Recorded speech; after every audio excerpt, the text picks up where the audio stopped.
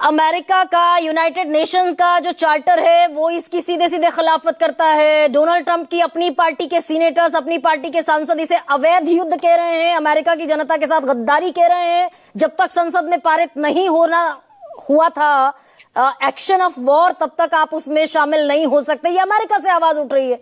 हम कह रहे हैं कि हम अपने इंटरेस्ट देख रहे हैं। सर अनम्यूट कीजिए ना प्लीज।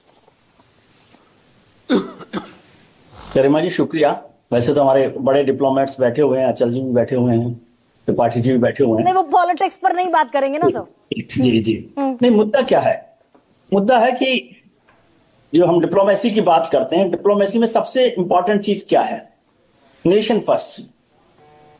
यदि अमेरिका में जो ट्रंप साहब कर रहे हैं वो डिप्लोमेसी के हिसाब से तो सब कुछ गलत है। जो वो कर रहे हैं मोरल तरीके से भी देखें तो वो गलत कर रहे हैं। अभी जो प्रधानमंत्री जी ने, भारत सरकार ने जो रुख लिया है वो देश के हित का हो सकता है कि वो नैतिक तौर पर ठीक नहीं हो। मैं तो उसके साथ नहीं खड़ा होता कि हम लोगों को जो कोई सॉवरेन कंट्री है उस पर हमले पर बोलना चाहिए, लेकिन कोई प्रधानमंत्री, कोई सरकार अपने देश हित को सबसे ऊपर रखती है, उसको ध्यान रखा गया।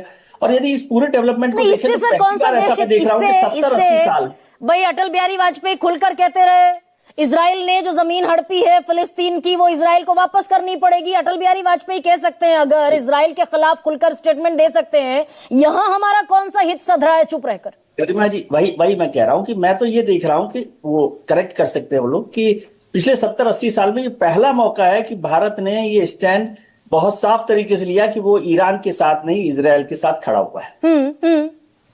ये जो चुप्पी है हमारी, इसको आप कैसे भी देखें, मैं उसको समर्थन या प्रतिवाद नहीं कर रहा, लेकिन ये चुप्पी बताती है कि हम इजराइल के साथ खड़े हो गए हैं स्पष्ट तौर पर। ये भारत का एक नए रुख के तौर पर मैं देख रहा हूं। पिछले 70-80 साल में ऐसा नहीं था। पहले हम ईरान के साथ भी चलते थे, ईरान फिलिस्तीन के साथ भी चलते थे, फिलिस्तीन इजराइल के साथ भी चलते थे।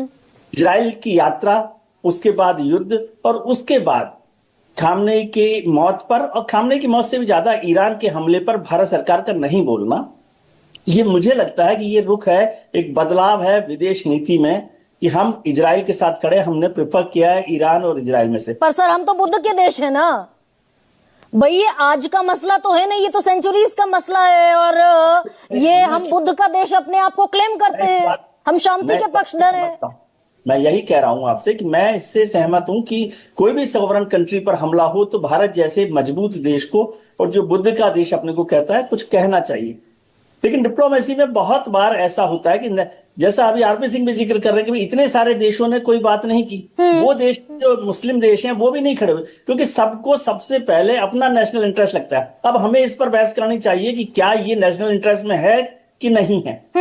एक मुद्दा हो सकता है, लेकिन मैं एक बड़ा बदलाव के तौर पर इसको देख रहा हूं कि ये इजराइल के साथ हम खड़े हो गए, जो पिछले 70 साल में नहीं हुआ।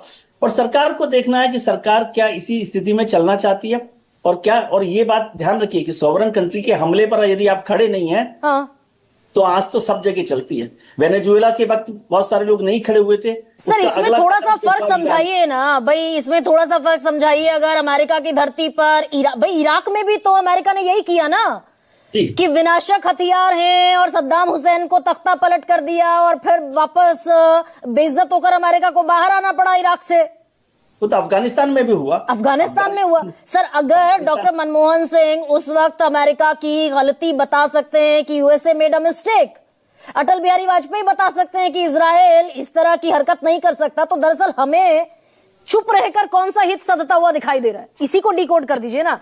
मैं तो ये कह रहा हूं कि चुप रहकर नहीं, मैं कह रहा हूं कि ये बड़ा बदलाव है कि नहीं है, इस पर बात करें हम लोग। चुप रहकर हित ये है कि हम इजराइल के साथ, इजराइल हमारे दोस्त के तौर पर खड़ा हुआ है, इजराइल हमारी सामरिक मदद कर रहा है। इजराइल का कोई भी ऐसा मौका नहीं आया पिछले, आप ये सोचिए ना, 1950 से इजराइल बना हुआ है, तब से अभी तक में केवल नरेंद्र मोदी अकेले प्रधानमंत्री हैं जो इजराइल गए हैं, और अभी तो दूसरी बार गए हैं 9 साल में।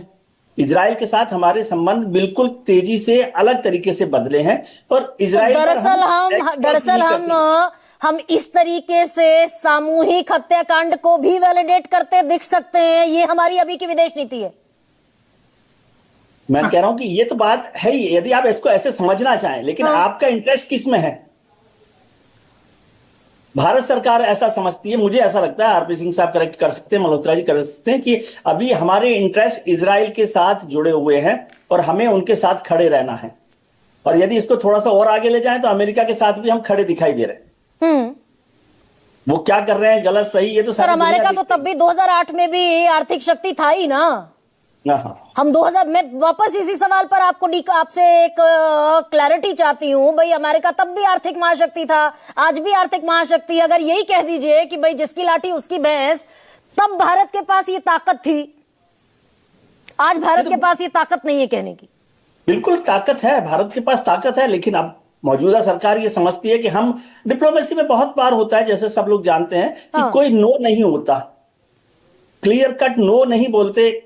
जो हमारी डिप्लोमेसी में है उसको आपको समझना है, आपको डिकोड करना है। आज मैं कह रहा हूं कि डिकोड हमने कर लिया कि हम ईरान के साथ नहीं खड़े, समझे, और अमेरिका और इजराइल से हमारे इंटरेस्ट जुड़े हुए हैं, तो हम अपने नेशनल इंटरेस्ट को देख रहे हैं, ऐसा भारत सरकार समझती होगी। मतलब जिस बात को यानी तो विजय हिम्मत के तौर पर त्रिवेदी challenge करना आप ये कह एक रहे political बयान हैं, है। यानी विजय त्रिवेदी हमारी ही विदेश नीति फिर बदल गई ना दरअसल।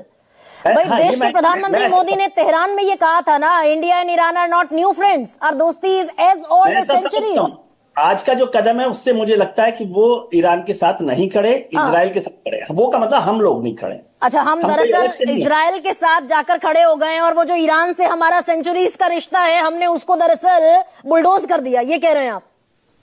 मुझे ऐसा लगता है। ऐसा लगता है। अचल मल्होत्रा,